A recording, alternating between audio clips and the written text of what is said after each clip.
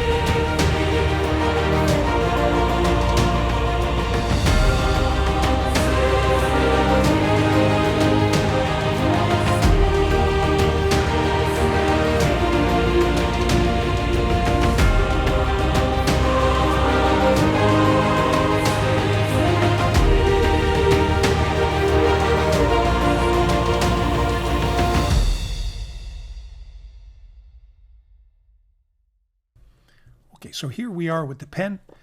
Typical Majohn box, nothing new here, okay? The pen is inside. I'll spare you the unboxing. It was contained in this small plastic sleeve.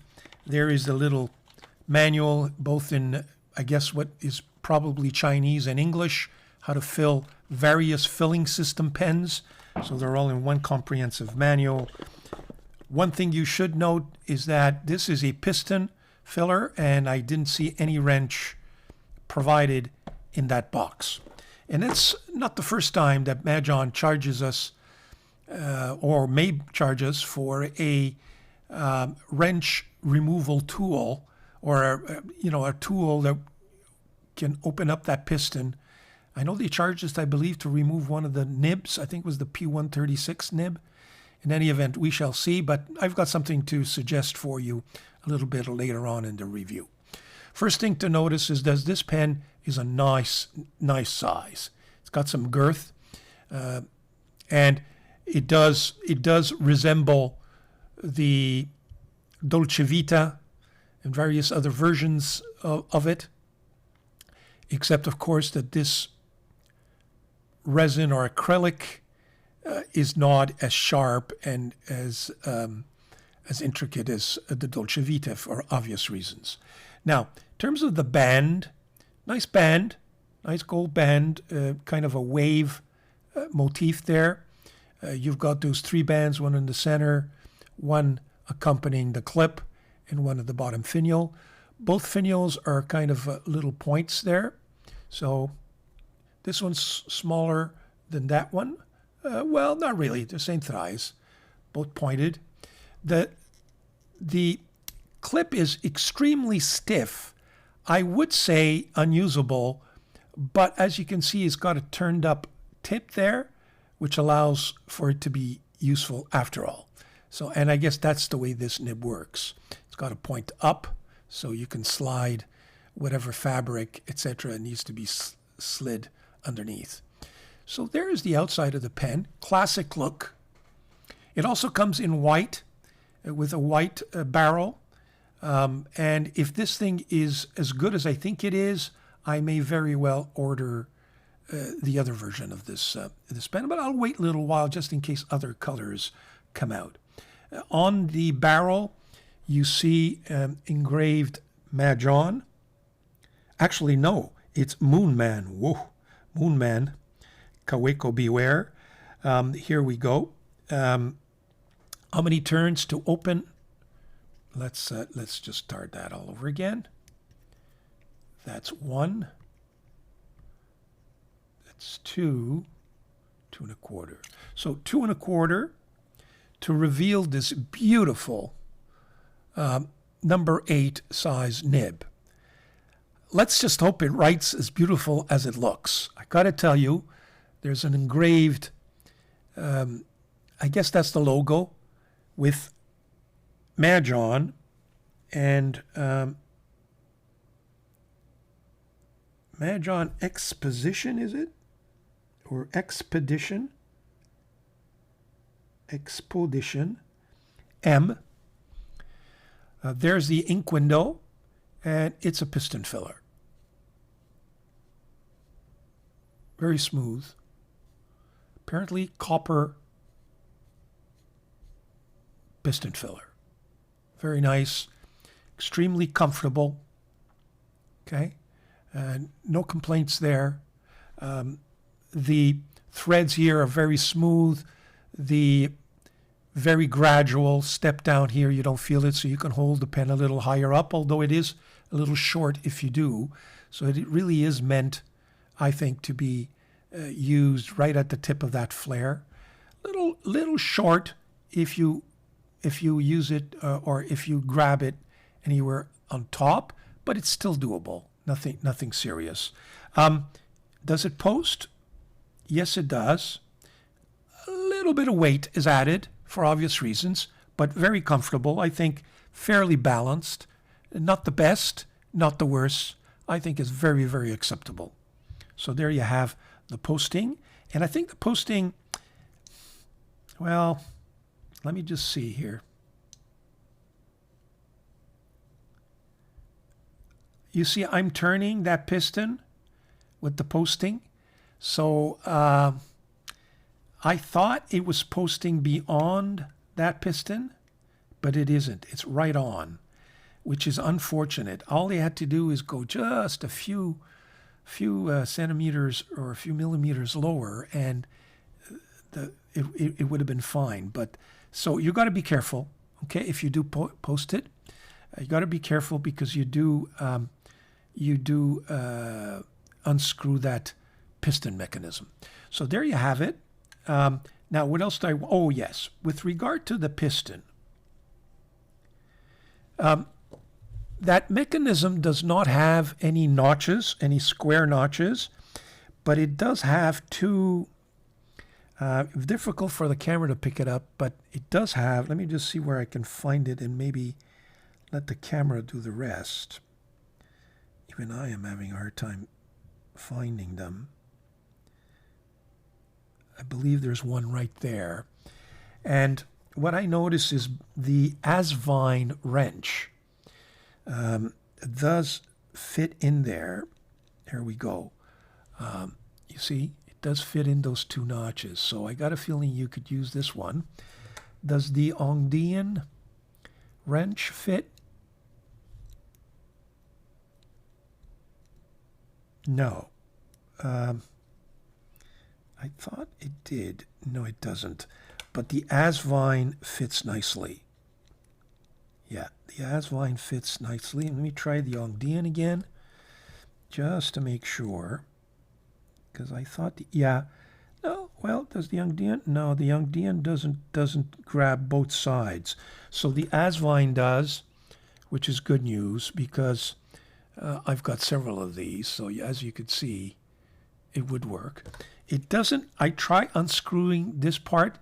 I don't want to, break it, but it does not appear to unscrew. Last thing to mention, this is an ebonite feed. So now, in one reviewer, a Chinese fellow, what he mentioned was that this ebonite feed is garbage, in his opinion, being that because it's an ebonite feed, you normally wouldn't have to dip the whole feed into the ink, okay, in order for that feed to work. Because if it's really ebonite, apparently it should have somewhere in the middle here a drawing slit or hole. Apparently it doesn't. So unless you drown this entire nib into your ink bottle, it will not suck it up. That's according to that. That's the first time really that I had heard that with an ebonite feed, that's normally what happens. I usually drown my entire nib when I can in any event. But if somebody knows anything more about that, please leave your comment down. I'd be interested to know. So there you have the pen. I'm excited for that nib. I really think this thing could be very, very nice.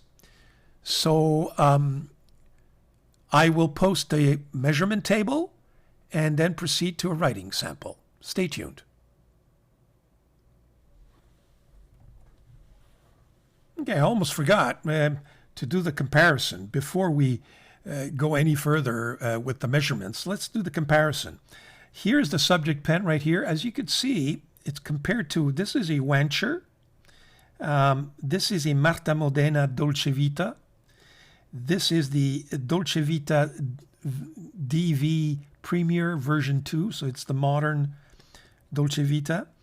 This, of course, is the Jinao 630? Yeah, 630, but the flat version, and the Jinao 9019.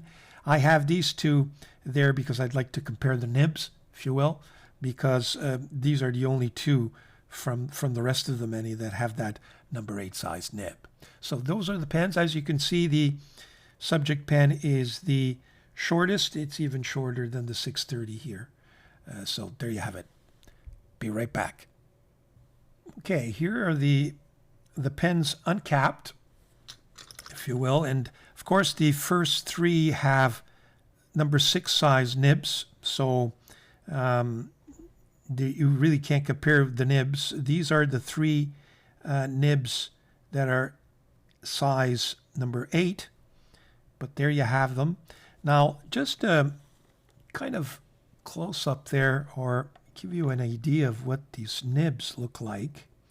Without saying that the Majohn is the biggest one, I don't think it is. It's just that the other two are more recessed into the pens, I would say to you. One would have to remove them to compare them properly, but I think, they're comparable. It's a nice nib. It really is a nice nib. I like it. Let's see if what these things look like posted. Yeah, posted are pretty, most of them are pretty ridiculously long, if you will, and given that the subject pen, the Majohn, posts but on that piston knob, the comparison is a little bogus, if you will, because I wouldn't recommend the posting. The best poster is this Wancher because it's got a screw mechanism at the top here. So there you have the pens posted.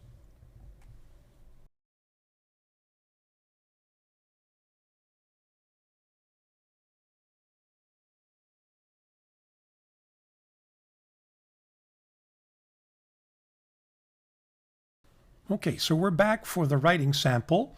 First of all, the ink. The ink I will be using is Waterman, not Serenity Blue, but Mysterious Blue. We'll see. I did think about putting in a nice orange ink, but you know what? I'm not going to use the pen with an orange ink. It's a medium. I'm hoping to be able to use this next week at the office. So I chose to go ahead and use that Waterman Blue. So let's test this pen right away. I'm very, very, very curious. So this is well, I can tell you right away, that's very nice. Majohn P139. I'm just going to put in brackets here the orange, if you will, as opposed to the white. The nib is the Majohn Steel number 8 medium.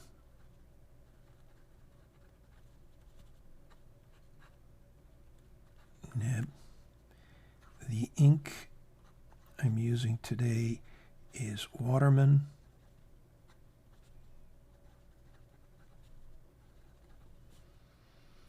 Mysterious. I just noticed something with that flare. I don't know what it is, but it's got kind of a little rounded flare there, and it's bugging me for some reason. And I guess my fingers want to go lower because that nib is big. It's not used to being that high up in on the paper, if you will, and I guess and that rounded flare is preventing me from going a little bit lower, in the sense that I could feel it and it bothers my fingers. So less comfortable because of that, but that's just my own very, very subjective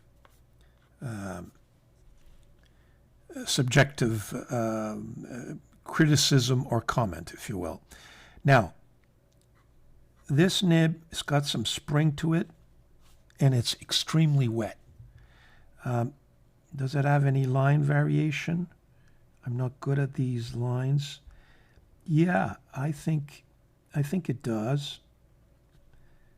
Look at the the amount of ink this nib puts down. I think it's very, very nice, very smooth, very constant. That feed really keeps up.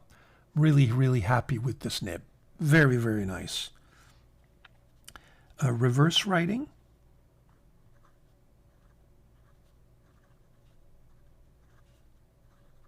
Yeah, you get an extra fine line, and it keeps up. Not bad. Not bad at all, for those of you who really insist. So I would say very smooth.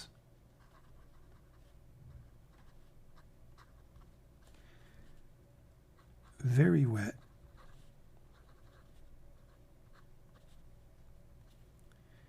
And very constant. Yeah, that flare really bugs me, but it's just me.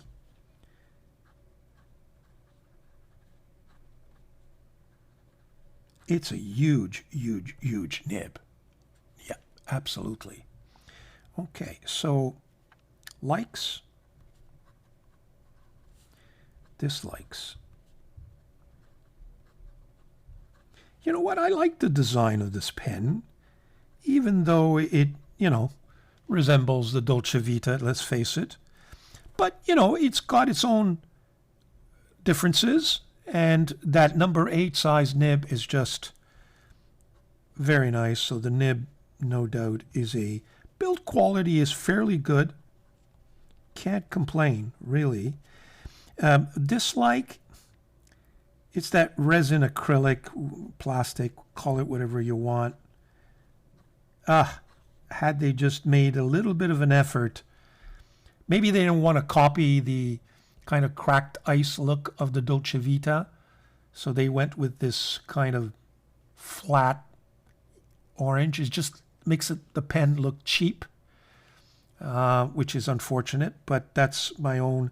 And that little flare, you see, because in order to avoid that flare, I have to go a little higher up, and the nib is so big.